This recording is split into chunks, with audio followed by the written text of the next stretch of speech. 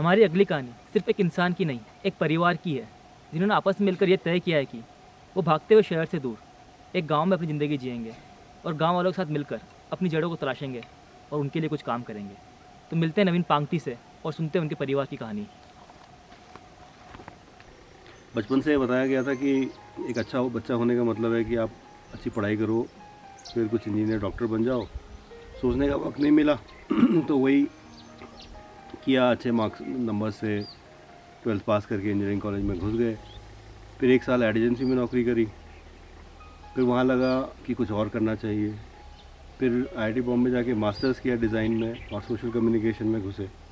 और तब जाके समझ में आया कि असल में मुद्दा ये नहीं है कि मुझे क्या अच्छा लग रहा है या क्या नहीं अच्छा लग रहा है। बात यह है कि मुझे वो 9 से 5 का सिस्टम पसंद नहीं आ रहा था, क्योंकि उस बीच कभी भी ये सोचने तक का मौका नहीं मिला कि भाई आपको क्या चाहिए, आपको क्या करना है, क्या अच्छा है, क्या बुरा है।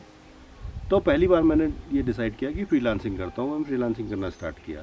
उससे ये हुआ कि आपका वक्त मिल गया, जीवन के सब पहलुओं पर सोचने को वक्त मिला, क्या करना चाहिए, क्या नहीं करना चाहिए, जो हो रहा है वो क्यों हो रहा है, ये सब मौका मिला। और उसी का शायद ये नतीजा रहा कि धीरे धीरे दिमाग में ये बात बैठ गई कि शहरों में रहना तो बेकार है, जाना तो गांव की तरफ पड़ेगा। ये तो जिसमें हमारे जो मेरी पत्नी है उसकी जो राय थी, जो बच्चों की राय थी, उन सबको हमने मिलजुल कर जो डिसीजन लिया, उस हिसाब से फिर हम यहाँ फार्मिंग करने के लिए उत्तराखंड में आ गए। तो घर वाले कहते हैं कि 2-3 साल तक तुम्हारी खेती कुछ नहीं होगी। मैंने 4 साल इंजीनियरिंग करके कोई खेती नहीं हुई, तो 2 साल अगर खेती में सीखने में लग गए तो कौन सी बड़ी बात हो गई। मतलब 6 साल खेती सीखने में लग जाए तो एटलीस्ट वो चीज़ तो जानेंगे जो हमारा खाना अपना होगा। अब जहाँ तक दूसरी बात थी, जो मुझे लोग कहते हैं कि पहाड़ों से पलायन हो रहा है, जो सबसे बड़ा कारण पलायन का पहाड़ों से अगर कहते हैं वो है शिक्षा और वो है आपका हेल्थ। शिक्षा में ये जो है ठूंस के लोगों के दिमाग में भर दिया गया कि जब तक बच्चा स्कूल नहीं जाएगा तब तक वो आर्थिक रूप से संपन्न नहीं हो सकता, और आर्थिक रूप से संपन्न होना ही जीवन का लक्ष्य है।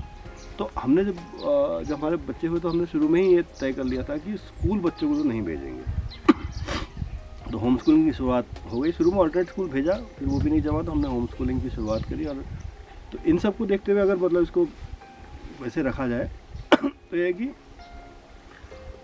शहरों का जीवन 9 से 5 की दास्ता, EMI क्रेडिट कार्ड वाली इकोनॉमिक दास्ता, और शिक्षा पद्धति द्वारा बताया गया कि क्या सही है और क्या गलत। ये सारी चीज़ें जो है वो कहीं ना कहीं आपको किसी एक अंधेरे कमरे के एक ऐसे कोने में डाल देती है कि शायद आप जीवन भर सोच ही नहीं पाते कि भाई मैं क्या हूँ, मुझे किस चीज़ में खुशी मिल रही है, मुझे क्या करना चाहिए। अब हमें यहाँ आए हुए साल भर हो गए तो बड़ा अच्छा लगता है, और आशा है कि 1-2 साल में हम टोटली सेल्फ रिलायंट हो जाएंगे। और जब हम सेल्फ रिलायंट हो जाएंगे तो हम यहाँ कोई संस्था नहीं बनाना चाहते हैं कि ऐसा कि ग्रांट लेके कुछ लोगों के लिए काम करें। हमारी मंशा ये नहीं है कि हमने किसी की मदद करनी है, पहले तो अपनी मदद करनी है, उसके बाद हो सके तो फिर धीरे धीरे जो हमको समझ आ जाएगी तो देखेंगे कि कैसे हम लोग मिल के एक अच्छा जीवन व्यतीत कर सकें। पर वो उसका जो आधार होगा वो केवल आर्थिक नहीं होगा कि चलो हम किसानों के साथ मिल के ज़्यादा पैसा कमाएँ।